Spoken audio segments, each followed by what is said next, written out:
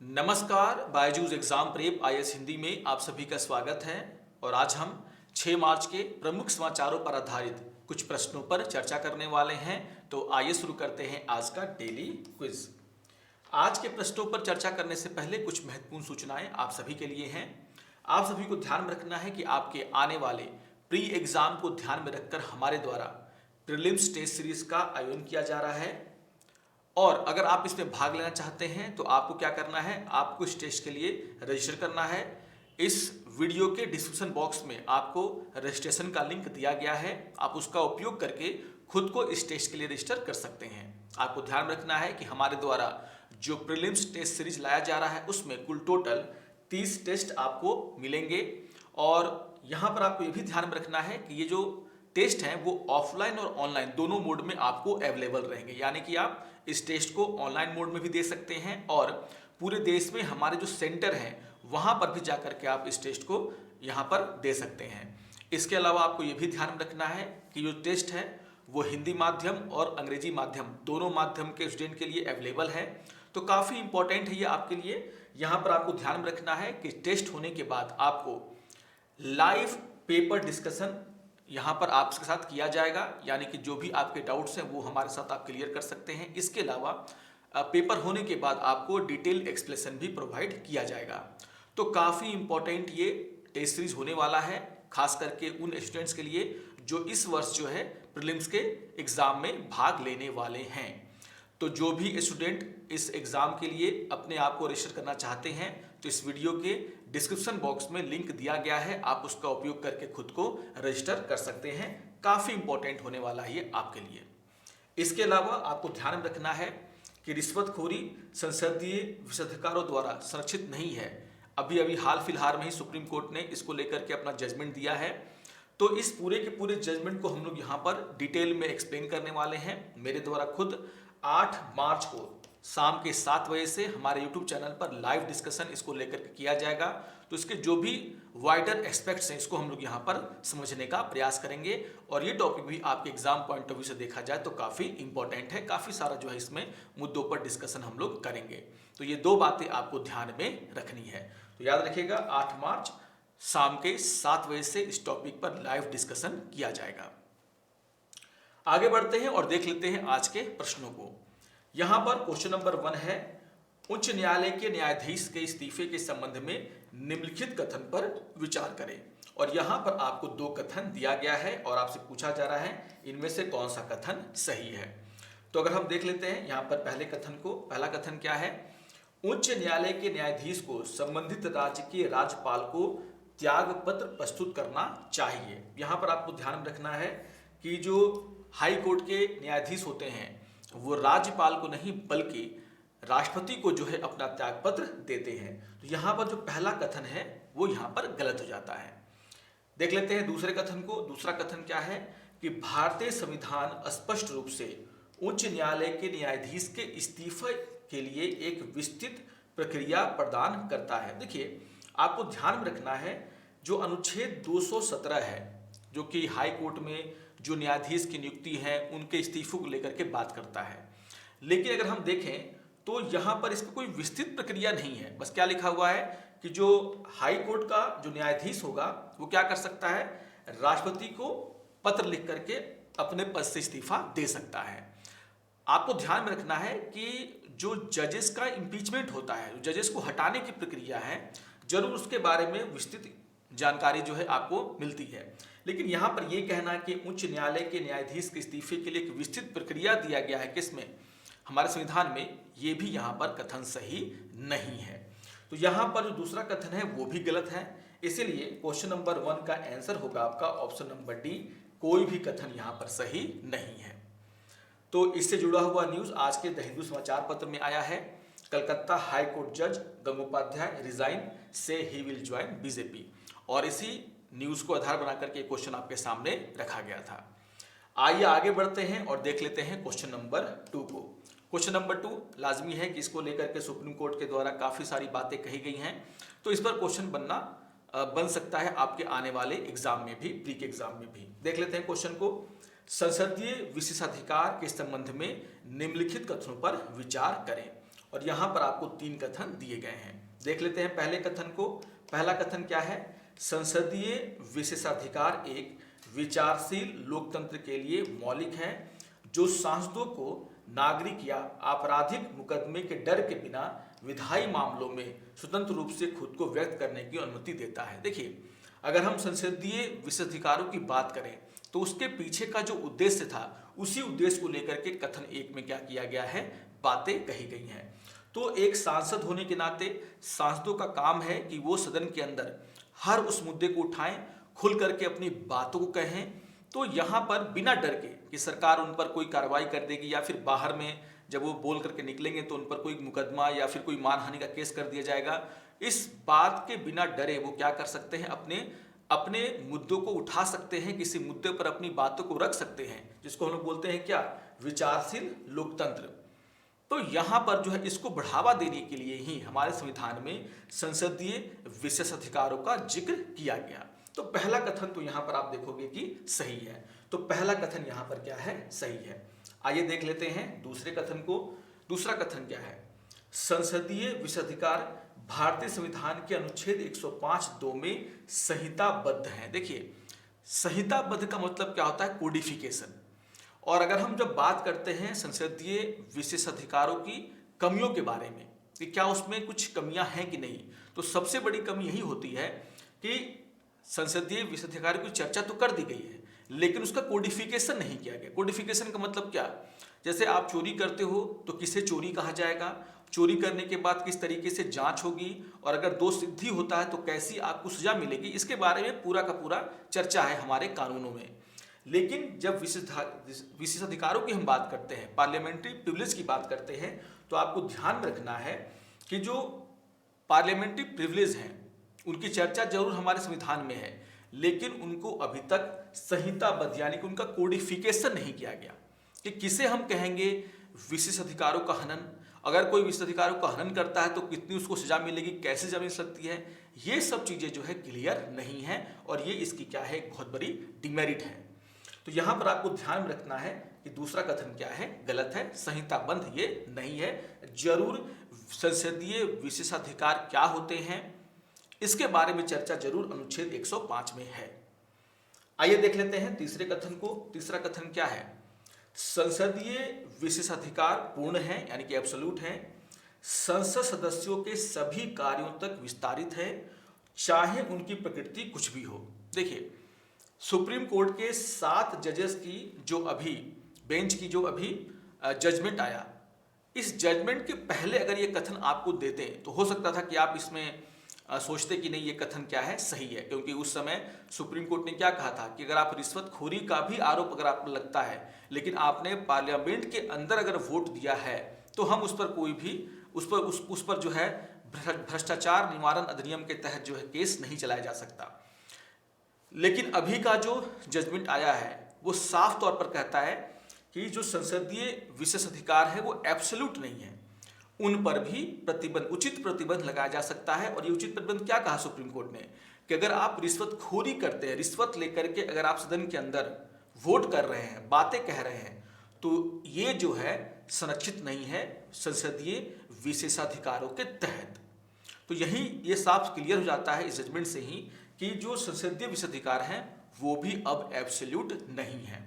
तो यहां पर आपको ध्यान रखना है, इस जजमेंट के परिप्रेक्ष्य में अगर देखा जाए तो ये कथन क्या हो जाएगा आपका, गलत। तो यहां पर 2 कथन यहां पर गलत हैं और पहला कथन सही है, इसीलिए क्वेश्चन नंबर 2 का आंसर होगा आपका ऑप्शन नंबर ए, पहला कथन यहां पर क्या है, सही है। देखिए, बहुत इंपॉर्टेंट ये क्वेश्चन है, इसको जरूर एक बार रिवाइज कीजिएगा, और जो डिटेल डिस्कशन हम लोग करेंगे तो इस सभी मुद्दों पर हम लोग चर्चा करेंगे। तो जैसा कि न्यूज आया था, SC ends immunity for legislature taking bribes, ये अपने आप में ये कह रहा है कि जो सांसदों को संसदीय विशेषाधिकारों के तहत आजादी मिली थी, सुरक्षित उसको मिला किया गया था, वो अपने आप में अब एब्सोल्यूट नहीं रहा। कम से कम इस मामले में तो अगर आप रिश्वतखोरी लेकर के वोटिंग कर रहे हैं तो कम से कम इस मामले में तो आपको कोई भी संरक्षण नहीं मिल सकता। तो काफी इंपॉर्टेंट ये न्यूज है। आइए आगे बढ़ते हैं और देख लेते हैं क्वेश्चन नंबर 3 को। क्वेश्चन नंबर 3 क्या है? मीथेन गैस के संबंध में निम्नलिखित कथनों पर विचार करें। और यहां पर आपको 2 कथन दिया गया है। पूछा जा रहा है इनमें से कौन सा कथन सही है। देख लेते हैं।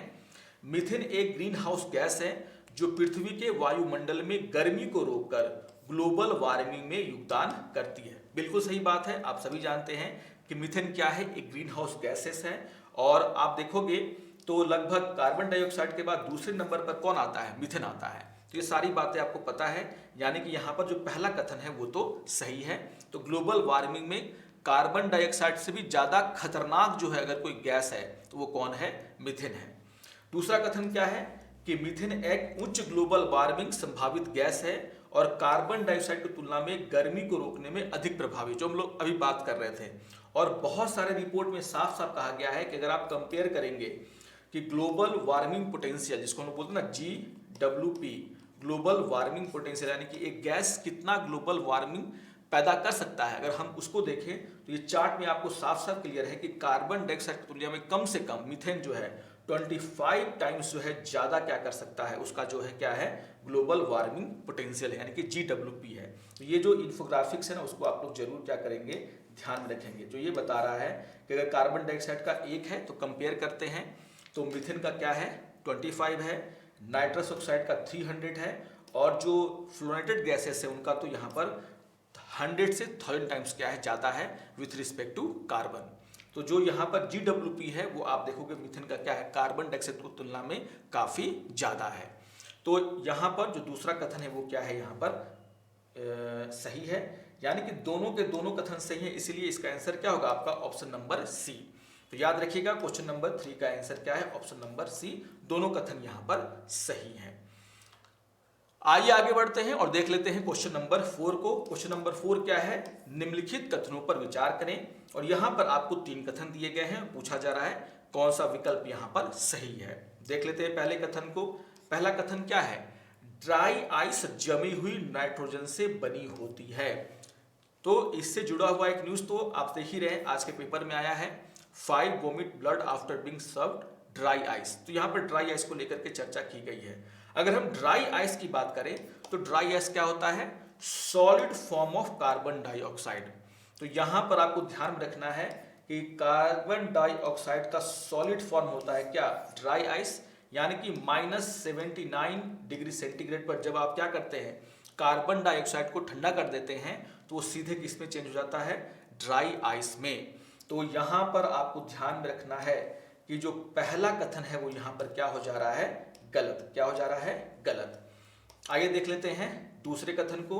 दूसरा कथन क्या है, ड्राई आइस उर्ध्वपातित होती है, जिसका अर्थ है कि यह तरल चरण को छोड़ देती है और सीधे गैस में बदल जाती है। देखिए ड्राई आइस इतना खतरनाक क्यों है, यहां पर आप साफ साफ देखोगे कि जो ड्राई आइस है can transform directly from solid phase two gas. तो ये सीधे सीधे सॉलिड से लिक्विड में नहीं, सॉलिड से किस में बदल जाती है, गैस में। तो यहां पर आपको ध्यान में रखना है कि ये जो प्रॉपर्टी है इसकी, ये आपको ध्यान रखना, और इसी प्रॉपर्टी का यहां पर क्या किया गया है, जिक्र किया गया है, यानी कि दूसरा कथन यहां पर क्या है, सही है। तीसरा कथन क्या है, अत्यधिक ठंडे तापमान को बनाए रखने की क्षमता के कारण ड्राई आइस का उपयोग रेफ्रिजरेंट के रूप में किया जाता है। बिल्कुल सही बात है। अगर हम ड्राई आइस के उपयोग की बात करें तो इस न्यूज में भी दिया गया है, और जो अन्य न्यूज है उसमें भी आप पढ़ोगे कि जो ड्राई आइस है उसका क्या होता है, जो यूज है वो क्या है कि इनको जो है कूलिंग एजेंट के रूप में क्या करते हैं, हम लोग यूज करते हैं। तो आइसक्रीम है या फिर जो फ्रोजन डेजर्ट्स वगैरह है उसको आपको क्या करना, अगर ठंडा करके रखना है तो उसके लिए आप क्या करते हैं, ड्राई आइस का उपयोग करते हैं। लेकिन ड्राई आइस काफी खतरनाक भी है। खैर यहाँ पर जो है सबसे पहले देख लेते हैं कि क्या इसका आंसर होगा। तो तीसरा कथन भी यहाँ पर क्या है, सही है। तो पहला कथन गलत, दूसरा सही, तीसरा सही, इसीलिए आंसर क्या हो जाएगा आपका ऑप्शन नंबर सी। तो क्वेश्चन नंबर 4 का आंसर क्या है आपका, ऑप्शन नंबर सी। दूसरा और तीसरा कथन यहाँ पर सही है। तो इससे जुड़ा हुआ जो न्यूज है वो भी काफी इंपॉर्टेंट है। याद रखिएगा कि ड्राई आइस क्या होता है, ये आपको ध्यान में रखना है। और सबसे इंपॉर्टेंट ये है कि उसकी जो प्रॉपर्टी है कि dry ice can transform directly from solid phase two gas, इसके कारण ये और बहुत ही ज्यादा खतरनाक हो जाता है, क्योंकि अगर आप इसको खुले में रखते हैं जहां पर वेंटिलेशन वगैरह नहीं है तो ये आपको सफोकेशन जो है क्या कर सकता है, पैदा कर सकता है। इसके अलावा अगर आप इसको खा जाते हैं या फिर आप इसको छूते हैं, अगर स्किन से टच करता है तो यहाँ पर फ्रॉस्ट बाइट और कोल्ड बर्न्स जैसी समस्याएं आपको हो जाती हैं। अगर आप इसको निगल लेते हैं तो आपके जो इंटरनल ऑर्गन हैं वहाँ वो खराब हो सकते हैं। तो इसको ध्यान रखते हुए आप देखोगे कि बहुत ही इंपॉर्टेंट ये न्यूज़ हो गया है। ड्राई आइस के बारे में आपको सारी जानकारी मैंने दे दी है। आइए देख लेते हैं प्रीवियस ईयर के क्वेश्चन को, जो कि 2023 में पूछा गया। क्वेश्चन नंबर 5 क्या है? निम्नलिखित भारी उद्योगों पर विचार करें। 3 उद्योगों के नाम हैं, उर्वरक, तेल रिफाइनरी और इस्पात संयंत्र। और क्वेश्चन क्या पूछा जा रहा है? उपरोक्त में से कितने उद्योगों को डीकार्बोनाइज करने में हरित हाइड्रोजन की महत्वपूर्ण भूमिका होने की उम्मीद है? अब देखिए, ग्रीन हाइड्रोजन जो होता है, हरित हाइड्रोजन, उसका उपयोग क्या है? मैं इसके प्रोडक्शन में नहीं जा रहा। अगर हम उसके उपयोग की बात करें तो एक बार अगर आप क्या कर देते हैं, ग्रीन हाइड्रोजन का निर्माण कर लेते हैं, तो आप इससे को क्या कर सकते हैं, स्टोर करके जहां जहां पर भी फोसिल फ्यूल का उपयोग होता है उस जगह पर हम लोग क्या कर सकते हैं, ग्रीन हाइड्रोजन का उपयोग कर सकते हैं। अब इसके आधार पर अगर देखा जाए तो तीनों के तीनों जो संयंत्र हैं, चाहे वो उर्वरक संयंत्र हो, तेल रिफाइनरी हो, इस्पात संयंत्र हो, वहां पर जो है फोसिल फ्यूल का इस्तेमाल होता है। तो उस फोसिल फ्यूल्स को रिप्लेस करके हम क्या कर सकते हैं, जो ग्रीन हाइड्रोजन है उसका उपयोग कर सकते हैं। तो यहां पर साफ साफ आपको समझ में आ रहा है आंसर क्या होगा इसका, ऑप्शन नंबर सी। यानी कि तीनों जो प्लांट्स वगैरह हैं, उद्योग हैं, उनको डीकार्बोनाइज करने में, यानी कि जो कार्बन का उत्सर्जन वहां से होता है उसको हम लोग क्या कर सकते हैं, कम कर सकते हैं, खत्म कर सकते हैं, अगर हम ग्रीन हाइड्रोजन का उपयोग करना शुरू कर दें तो आंसर क्या होगा आपका, ऑप्शन नंबर सी। तीनों के तीनों भारी उद्योग को आप क्या कर सकते हैं, यहां पर डीकार्बोनाइज कर सकते हैं। आइए आज के तथ्य पर हम लोग चर्चा कर लेते हैं, और आज का तथ्य भी है मीथेन सैट। इसको लेकर के जो है द इंडियन एक्सप्रेस में काफी इंपॉर्टेंट डिस्कशन किया गया है, उसकी कुछ बातें मैं आपको बता देता हूं। तो यहां पर आपको ध्यान रखना है कि मीथेन सैट क्या है। एक उपग्रह है जिसको कि 4 मार्च को जो है कैलिफोर्निया से जो स्पेस एक्स कंपनी है उसका जो फाल्कन 9 रॉकेट है उसके द्वारा लॉन्च किया गया। तो यहां पर ये जो उपग्रह है जिसका नाम क्या है, मीथेन सैट, ये क्या करेगा? जो मीथेन सैट है वो आप सभी जानते हैं कि मीथेन, हम लोगों ने पहले ही पढ़ा कि कार्बन डाइऑक्साइड के बाद जो ग्लोबल वार्मिंग का सबसे बड़ा दूसरा पैदा करने वाला सबसे बड़ा जो गैस है वो कौन है, मीथेन गैस है। और मीथेन सैट क्या करेगा कि आखिर जो हमारे दुनिया में मीथेन का प्रोडक्शन कहाँ से हो रहा है, किस देश से हो रहा है, किस एरिया से हो रहा है, इसका पता लगाने में ये क्या करेगा, मदद करेगा। तो यहां पर आपको ध्यान रखना है कि मीथेन सैट यह पहचान करेगा कि मीथेन कहां से आ रही है, कौन इसके लिए जिम्मेदार है, और क्या उत्सर्जन जो है उस समय के साथ बढ़ रहा है या घट रहा है। तो इसको ट्रैक करने के लिए कहीं ना कहीं मीथेन सैट यहां पर उपग्रह छोड़ा गया है। तो आप सभी जानते हैं कि मीथेन के बारे में काफी सारी बातें आपको ध्यान रखनी है, एग्जाम पॉइंट ऑफ व्यू से काफी इंपॉर्टेंट है ये। जब हम मीथेन के बारे में बात करते हैं तो आप सभी को पता होगा कि जो सोर्स ऑफ मीथेन क्या है, एग्रीकल्चर है। 42% मीथेन कहाँ से आता है, तो एग्रीकल्चर से, जो पैडी वगैरह के जो खेत होते हैं वहाँ से, है ना, ह्यूमन एक्टिविटी। फिर जो है फॉसिल फ्यूल से भी, तो लेकिन सबसे ज़्यादा कहाँ से आता है, एग्रीकल्चर से आता है। और आप सभी को ध्यान में रखना है, जैसे मैंने कहा कि कार्बन डाइऑक्साइड से ज़्यादा जो है इसका क्या है, जो ग्रीन हाउस इफेक्ट है वो ये पैदा कर सकता है। तो इसके बारे में भी आपको यहाँ पे ध्यान में रखना है। क्या कहा जा रहा है कि it is responsible for 40% of warming since industrial revolution. तो आप समझ सकते हैं कि मीथेन को ट्रैक करना यहाँ पर कितना जरूरी है। अगर हमें क्या करना है, ग्लोबल वार्मिंग को रोकना है, तो कार्बन डाइऑक्साइड के साथ साथ मीथेन गैस को भी आपको ट्रैक करना होगा, उसके उत्सर्जन को भी कम करना होगा। ह्यूमन हेल्थ के लिए भी ये काफ़ी क्या है, खतरनाक है। अगर ये आप सभी जानते हैं कि जो मीथेन है वो जो ट्रोपोस्फीयर होता है वहाँ पर एक ओजोन, एयर पोल्यूशन के रूप में ओजोन का परत क्रिएट कर देता है, और उसके संपर्क में आने के बाद कहा जाता है कि 1 मिलियन से ज़्यादा प्री मेच्योर डेथ का ये क्या बनता है, कारण बनता है। इसके अलावा भी जो रेस्पिरेटरी डिजीज है, हार्ट डिजीज है, उसको भी ये पैदा करता है। तो काफ़ी इंपॉर्टेंट है, इसको आपको ध्यान में रखना है। मीथेन क्या क्या हानि जो है पैदा कर सकता है हमारे लिए।